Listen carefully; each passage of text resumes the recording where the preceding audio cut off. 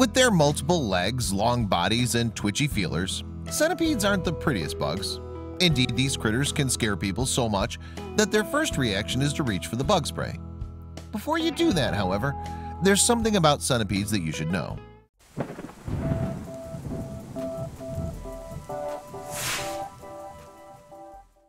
They may not be winning any beauty contests, but these little monsters are actually pretty incredible.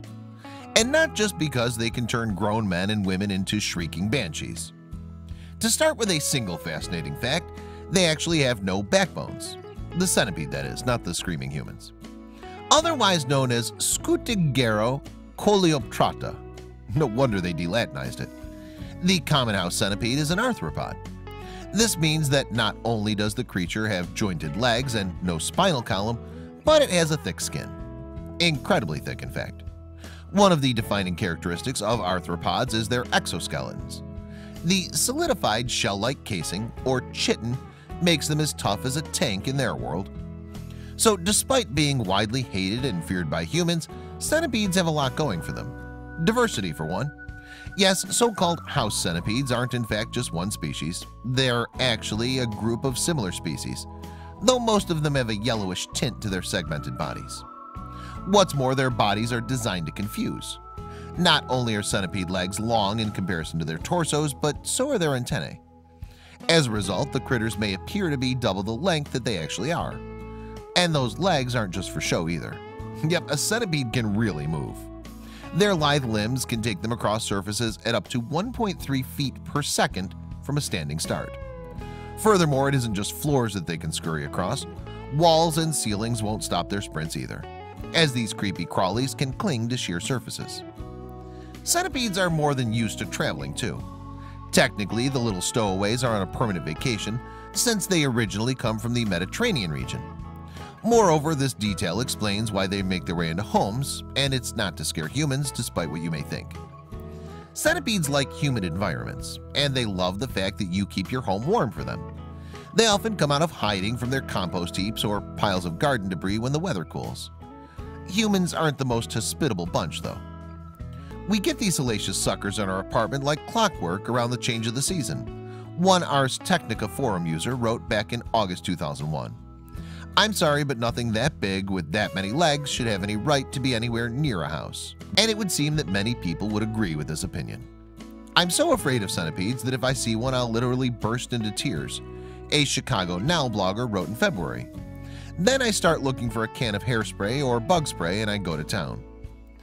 Actually, a lot of people with chilopodophobia, a fear of centipedes, think the arthropods will pose a threat to them. Some people even believe that the critters have a venomous bite. Yet, while it's true that centipedes have venom, house centipedes can't really hurt humans. They can sting, but only do so as a last resort, and the effect is no more severe than that of a bee sting. In fact, the creatures struggle to even pierce human skin. They'd rather run in the opposite direction. Since a human is like a living mountain to them. Centipedes are smart enough to recognize danger. Yet, while humans have no need to fear centipedes, the same cannot be said for other bugs and insects. House centipedes are insectivores. They eat other household pests. And it's this that actually makes them good house guests. They pay rent by eating your spiders and unwanted squishy squatters. Plus, not only do they make a meal of things that you don't like, but they're very good at it too. And that's another time when their long legs come into play.